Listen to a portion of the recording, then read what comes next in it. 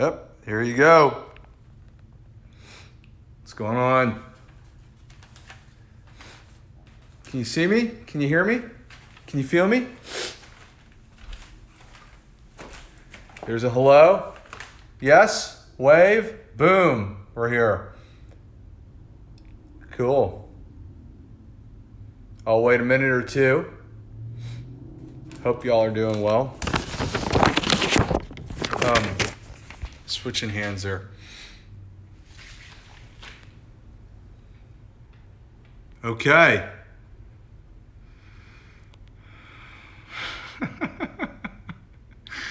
Hello, Art of Rebecca. Hello again. What do you have for us? I'm here to serve.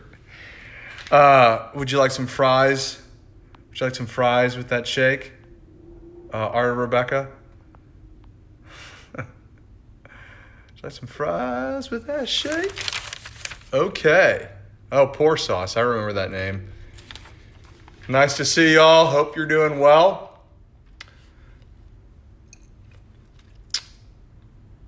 Getting a lot of waves.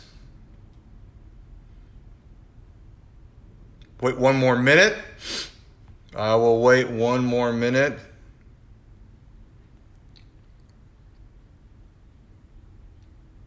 Okay. Cool.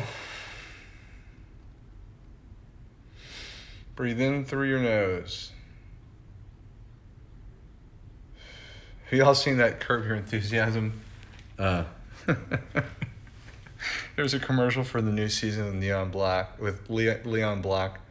Breathe in through your nose. Breathe out through your ass. It's hilarious. Natasha Wright. Hey. Someone I know in real life. Great to see you. Hope you're doing well. Hope you're doing okay. And up there. Okay. All right. I think it's about that time. Should be a short one today. I'm going to do something a little bit different today, but first I have a few quick announcements, a little bit of housekeeping. The first thing I want to say is a couple weeks ago there was a surprise 2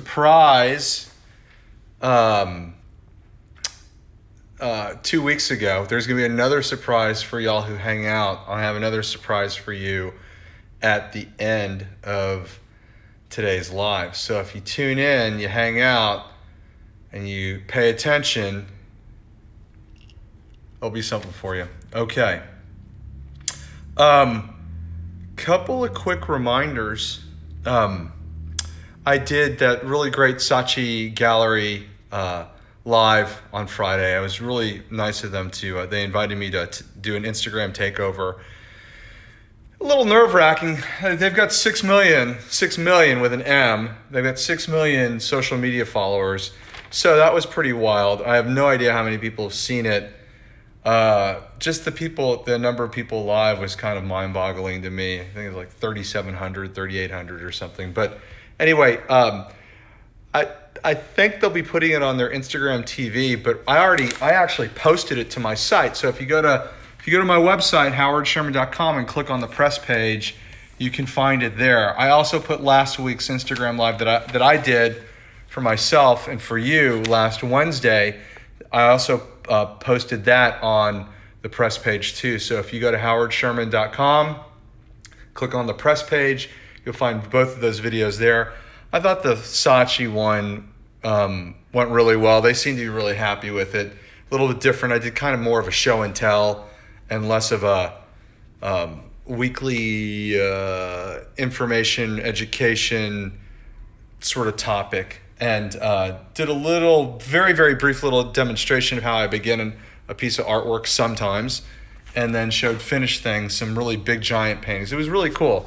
So I hope you watch it. I hope you watched last week's if you jumped in or jumped out.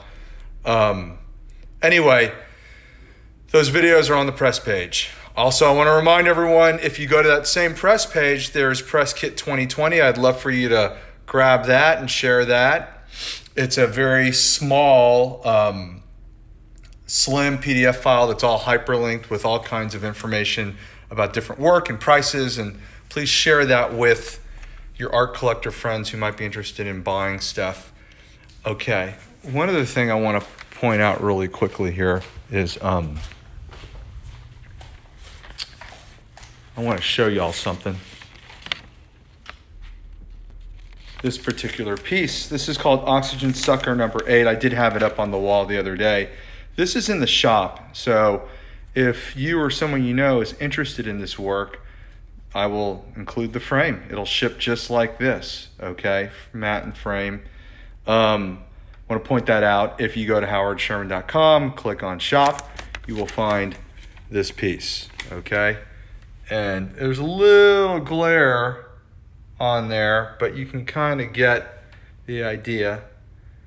It's got this kind of iridescent green, silver green sort of color to it.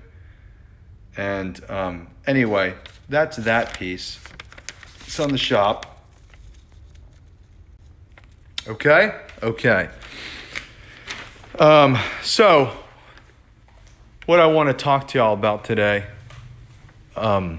is a little bit, you're right up in my forehead.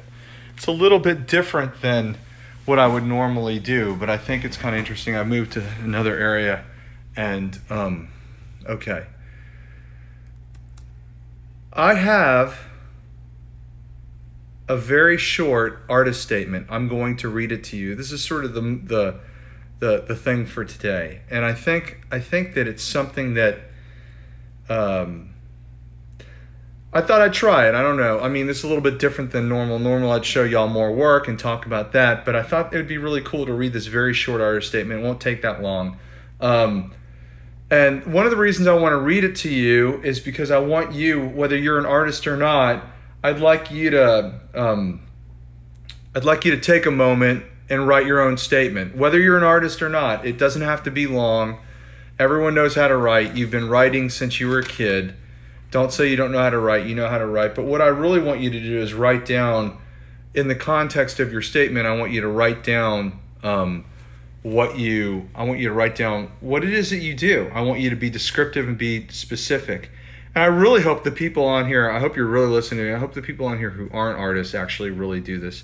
And I'll tell you, I think there's a lot of people out there who'd benefit from doing this, because there are a lot of people spending a lot of time every week at a job or whatever, and they don't even know why they're there or what they're doing anymore. And so to take a moment and write a few lines, write a statement, maybe it's just a few sentences about what you do, why you do it, be specific and be descriptive. The statement I'm going to read to you, I actually wrote this in graduate school many, many years ago. My major professor was a guy named Vernon Fisher. You should look him up, amazing artist. And he had me write this and write it and rewrite it and rewrite it again over the course of an entire year. And it's not very long, but it took me a while. And he kept pushing it and tweaking it and saying no, redo it over and over and over again. And what's interesting is it still works. All these years later, it still works. Even though my work has shifted and changed and evolved, the statement in and of itself still works. And I think the number one point is to be made here is it's not boring. It's an interesting descriptive. It's an interesting and descriptive piece, and I think that's why I want to read it to you as an example of maybe something that you should think about. And there's a lot of artists who are watching this, I know. And so maybe y'all should be, maybe you should revise yours, rewrite yours. A lot of you don't think you need one, or maybe you don't think you need one, but if you're like a professional and you're applying for all kinds of things, you do. And even if you don't have anything you're applying for right now, the act of doing this is going to be useful, because we all think in language, even visual artists, we all think in language. And to put that language down on paper is a useful exercise. So, and if you come up with something good and you want to share it, that would be cool. We'll do some sort of a share thing in my comments or something like that. I think that's a good idea.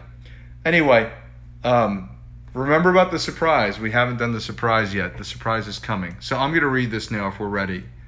Let me see you're ready. Are you ready? Say ready. Ready? I'm really building this up. It better not suck. Anyone ready? Can I see her ready? Can someone say ready? I get a lot of thumbs up, but no ready.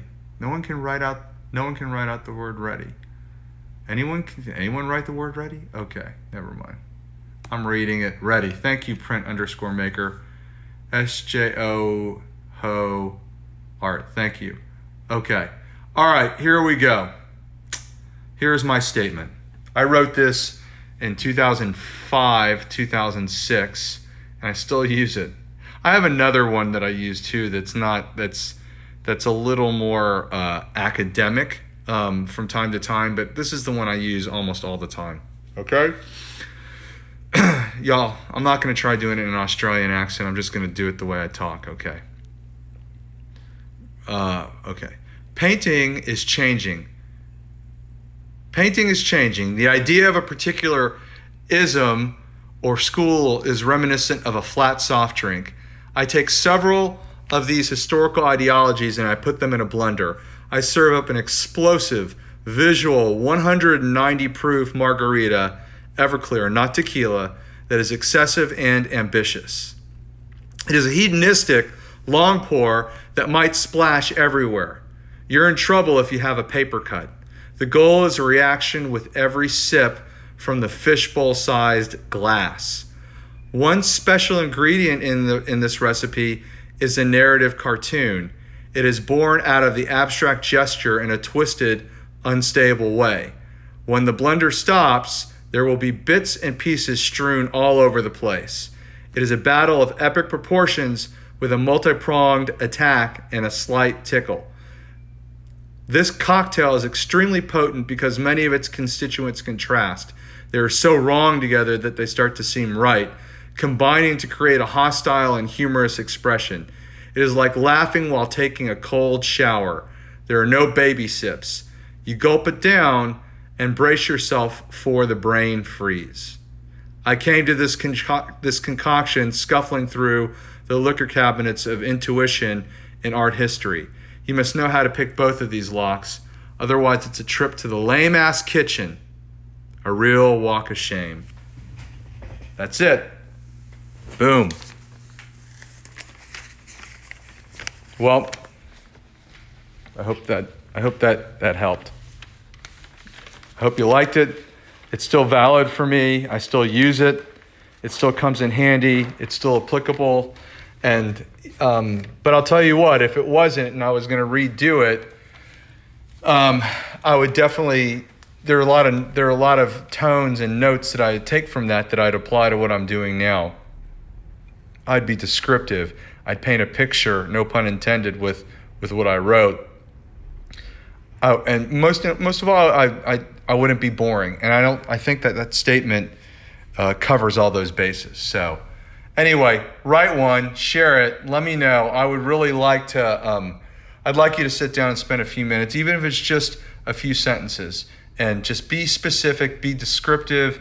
If you're an accountant or a dentist, do it too. Why not? It doesn't have to be just for the artists who are on here, okay? It'll make you think about why you're doing what you're doing. And if there's ever been a time where people have had time to be reflective and ask themselves why, now is that time. You know, you've got all the time right now. You're never gonna have this kind of time again, okay? So I think you should keep it in mind. Anyway, once again, the time flies, and I don't like to go too long. So here's what's going to happen for the remainder of this video. I'm going to take questions, and then at the very end, I will ask a trivia question, and there will be winners who answer it correctly. You just got to hang out after a few questions, okay? And that'll be the end of it for today. Questions, and then the surprise trivia question with winners who will get something, okay? So here we go. Let's take some questions. Let me scroll through. and I'll give people a minute. There's a little bit of a delay, so I'll give people a minute to ask some questions.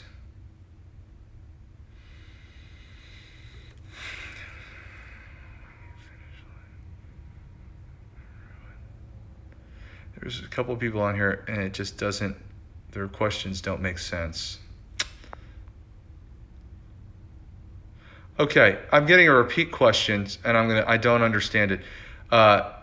Chiragostini _illustrator has asked me a couple of times, do you use any material when you finish the works to make them ruin? I have no idea what that means. Do I try and ruin the materials when I'm done? I have no idea. Don't understand that. If it seems like you really wanted to answer it because you've asked it a few times, but I don't understand your question, so you're going to have to rephrase that. Art by Savon. How do you feel about sites like Artsy? I haven't used Artsy. I've worked with galleries I've worked with galleries over the years, and I've done events like auctions and stuff that have used Artsy. For all I know, I might have some work on Artsy. I know a lot of people like it. I haven't spent much time on it. I hate the name. I hate that word, Artsy. But I know that it's been a very effective website for a really, really long time for people. If you art by Savon,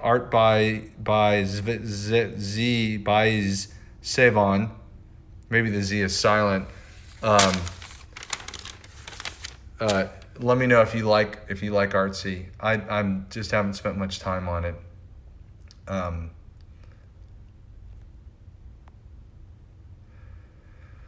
Archie _Irvine, advice for young artists making gestural paintings. Archie _Irvine, I wouldn't really worry too much about making gestural paintings. I would worry about just making really good paintings based on your knowledge of drawing, which incorporates gesture. Okay, let's see what else we got here.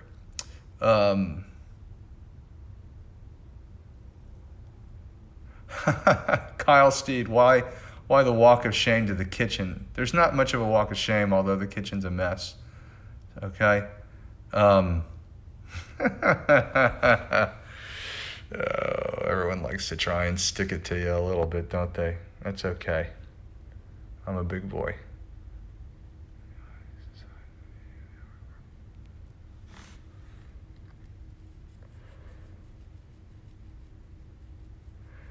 Okay. Sebastian, do you think the audience decides the meaning of the artwork?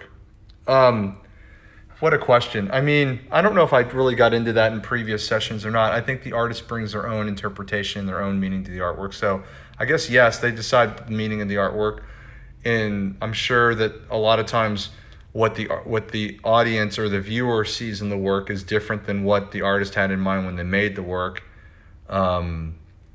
I think that's unavoidable. Okay, Chiragostini _illustrator is back again, and I still don't understand what you mean. Yes, like the transparent materials in your art. Okay, don't know what you mean at all.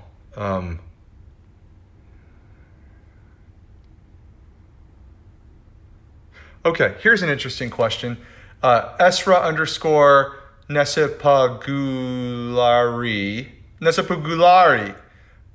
Do you think Instagram encourages young artists to repeat themselves to achieve cohesiveness?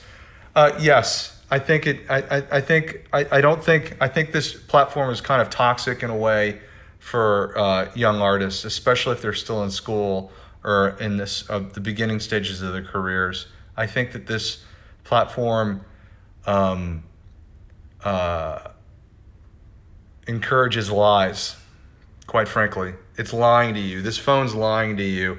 I mean, I'm being very direct, and I'm trying to be honest. But looking at art on a phone is like listening to music underwater. And if you're more interested in what you're presenting, if you're a visual artist and you're more interested in what you're presenting on Instagram than you are what you're actually making in real life, then there is a real problem there. So That like many of these other questions comes down to someone's personal. What am I trying to say?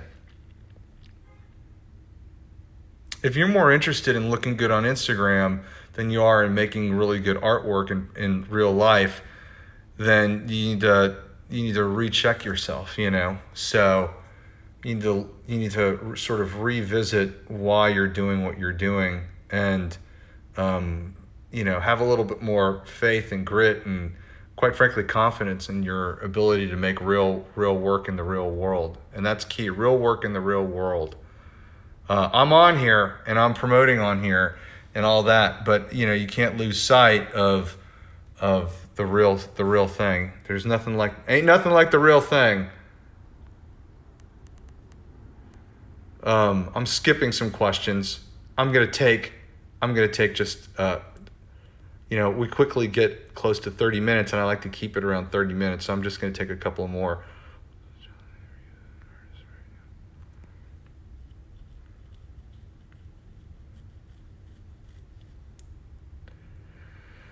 Mary Agumbo, what's the most challenging thing for you as an artist right now? I'd actually like to see your answer to that question too, if you feel like writing that in the comments, and I'll scroll down and look for it. I think the most challenging thing for me right now, well, there's always a lot of challenging things for me. Um, and some amplify and others, some get hot, some cool off, some get amplified, some don't. Right now, what is a real challenge, like I'll tell you one challenge, I don't know if it's the biggest challenge, but one challenge I have right now is I am revisiting unresolved old paintings that sometimes in the past I would just yank them off and restretch with fresh canvas. But I've got a couple where there were some interesting passages in them, so I've revisited them, trying to work with things I was doing in them, like while I was in Houston last summer working for a bit, and so I haven't looked at them in a while. So that's kind of challenging. There's a lot of challenges. Money can be a challenge sometimes. It's not as challenging at the moment as it was a few days ago, but another challenge is like, hey, how am I going to get this stuff out of here? How are we going to see it in person? How's it going to show? I'm working on that with people right now, or am I going to have a couple of shows in the fall, and people going to be able to go, or they're going to have to make appointments to go one at a time? There's going to be no opening or party the way it's going. That's a challenge. I mean, I could probably think of a lot more, but for the sake of time, I hope that helped. I'd like to know what your challenge is right now. I kind of covered things in the studio, internally and externally there, between career and studio practice. Meryl, is that Marilyn Bihar? Do you varnish your paintings or paint the edges? No. Although, what's interesting, it's an interesting time for you to bring up that question, because there's a good chance that I'm going to be I have a big painting hanging at Bush Intercontinental Airport, and there's a good chance, it's not a done deal, it's not a done deal, but it feels like it's going to happen. There's a good chance I'm going to be putting a new painting in. The city of Houston's going to de-accession the old one and accession the new one. And there's been a lot of talk around UV varnishing the painting. So getting the right kind of UV coated varnish for this acrylic based painting. If anyone's got any good recommendations, so far the leading contender for me is golden with UV protection in it. If you can slide into my DMs or shoot me an email about that, that'd be great. If you have any other recommendations that that I haven't found. Okay.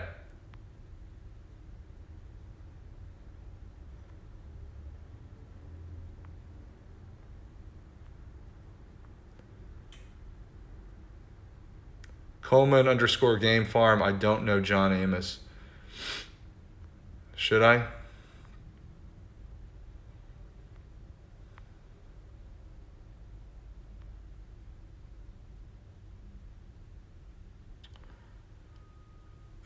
Okay, man. Chiragostini _ illustrator. Yet another question. I don't know what external liquid is. Do you Use external liquid to avoid damaging the painting over time. I have no idea what you mean. Do you mean varnish? I don't use varnish. One more question.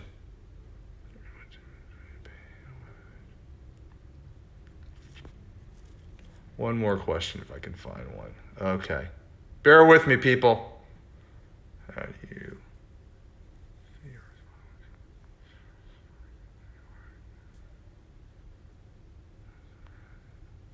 Hold on a second. One more question. Let's find a good one.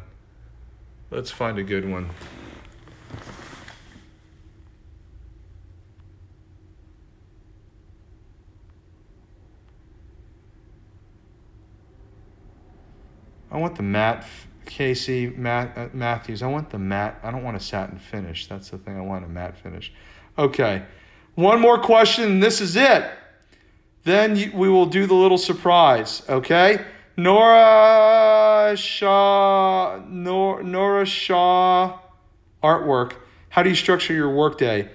I've been meaning to change it for a while and start the first part of the day in the studio and then wrap up the day taking care of some paperwork and phone calls. Not paperwork, but email correspondence and stuff in front of the computer. And I've had it flipped. And there's the days interspersed with other things on a weekly basis. But those are the two primary components. I mean, obviously there's other things involved, running errands, going to the gym, whatever you do. You got to walk your dog and things like that. I need to flip it and start giving the first part of my day the studio. And then, but what's happened is, because I roll kind of late, the studio starts in the afternoon, then I take a break, and then it usually rolls late into the evening. So I don't know. I've been trying to make that change for a while. I've been saying I'm thinking about doing it, and I haven't done it. Well, any which way, I think the bottom line is making plenty of time on a daily basis to be in there working on things. And then you come up for air at the end of a week or a month, and there's finished things. Okay? Again, that was kind of vague, but that's as good as I got right now on that. So here we go. Since we're coming in at 30 minutes, this is going to be it. I have a question for you. The first 5 people that email me the correct answer to this question will win a micro catalog. I did this 2 weeks ago. Okay, I'm doing it again. I will repeat. The first 5 people that email me the correct answer to this question will win a micro catalog. And I don't have one handy. Oh, yes, I do. One of these, okay? I showed this last week. I'm doing the one-handed thing. But I've got these really cool little micro catalogs, and you need to email me the answer to this question. Your answer needs to be in the subject line. I'll repeat this. You need to email me the answer to the question. Don't direct message me, okay? Do not direct message me on Instagram. You need to email me the answer to this question. The answer needs to be in the subject line. If I do not reply, that means you did not win. If I do not reply to your email, that means you did not win, okay? The first 5 people that answer this question correctly with the answer in the subject line of the email will win a micro catalog, okay? I hope everyone understands. So if you don't hear from me, you didn't win. Chances are, if it's like anything like 2 weeks ago, the winners will happen relatively quickly. So you need to jump on this. Don't assume someone's going to beat you to it, though. People find a way to fuck this up and do something wrong. They put the answer in the message. They don't put it in the subject line. They ask me a question before they answer it. So don't assume that you didn't answer correctly in time, but you got to jump on it quickly if you want to win. Okay. I think that's it regarding that. That's pretty straightforward. I think just you got to email me, put your answer in the subject line. Okay. There is a record called Kind of Blue by Miles Davis. There's a record called Kind of Blue by Miles Davis. It's a very popular, the best-selling jazz album of all time. Who was the drummer on that record? Think about it. Send me an answer. And that's it for today. I appreciate y'all. Showing up. Send me an email. You know where to find me. All right? My email address, by the way, go find it. Thank you. Bye-bye.